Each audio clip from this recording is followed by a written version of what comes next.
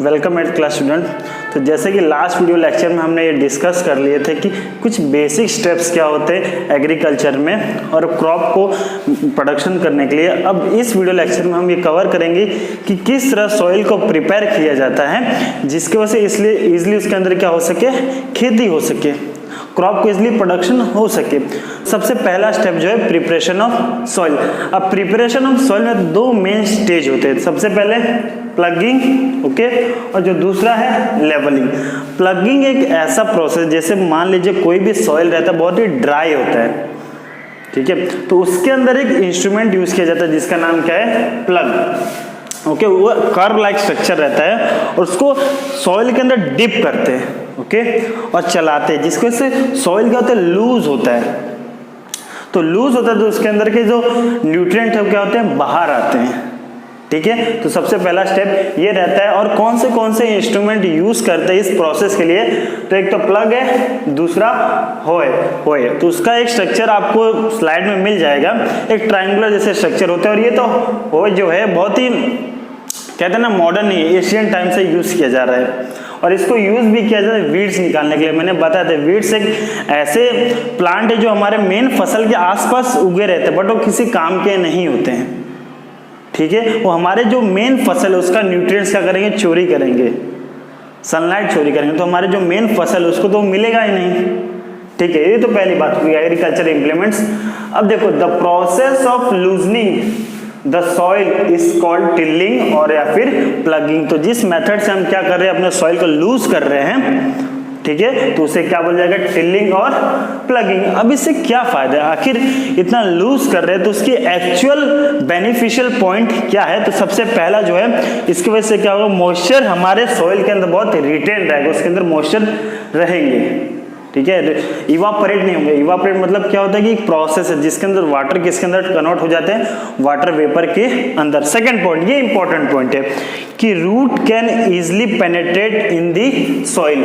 अब उसमें क्या होगा, जैसे ही सॉइल के बीच में स्पेस होगा तो हमारे जो रूट्स होते हैं इजिली फैल सकेंगे।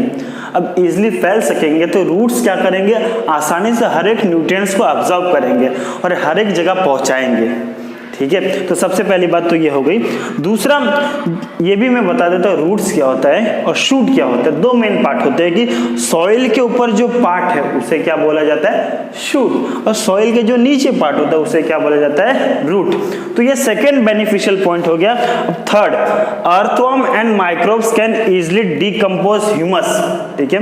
ह्यूमस क्या होता है, dead and decaying material of plant and animal. तो ये इजिली क्या करेंगे, डिकम्पोज कर सकेंगे। डिकम्पोज यानी कि जो भी प्लांट और एनिमल के डेड मटेरियल है उसको कॉम्प्लेक्स फॉर्म में से सिंपल फॉर्म में लेके आएंगे। हर एक लिविंग थिंग्स हो, ठीक है, हर एक न्यूट्रिएंट्स कैसे फॉर्म में चाहिए, सिंपल फॉर्म में ही चाहिए रहता है। कॉम्प्लेक्स फॉर्म में तो ये ले नहीं पाएंगे, इसलिए क्या कहा जाता है कि स्पेस होगा तो इजिली अर्थवर्म क्या करेंगे, उसको स्प्रेड होंगे उसके अंदर, और उनका काम भी यही है कि सॉइल को क्या करते हैं, लूज करते हैं, ठीक है। आपको ये भी पता होता है कि पढ़ा है अपने की farmers earthworm are the friends of the farmer, ठीक है। तो ये तो बात होगी किस तरह फायदा होता है। एक चौथा पॉइंट भी है कि उसके वजह से आसानी से रूट्स को क्या मिलेगा, एरेशन मिलेगा, ठीक है। एरेशन मतलब उसको हवा मिलेगा। और उसके पास जो माइक्रोब्स रहते हैं, मैंने लास्ट वीडियो लेक्चर में आपको बताया था कि माइक्रोब्स क्या होते हैं, फ्रेंड होते हैं प्लांट के, कि प्लांट उसके बिना नहीं रह सकता, ठीक है। तो ये बात होगी कि हाँ इसके ये बेनिफिशियल पॉइंट है। तो आपको मेन ये याद रखना है कि कौन से इंस्ट्रूमेंट यूज होते हैं और कौन से स्टेप है। तो सबसे मेन स्टेप जो है कि इसमें क्या किया जाता है, सॉइल को लूज किया जाता है। कौन से इंस्ट्रूमेंट से, प्लग और होए से, ठीक है।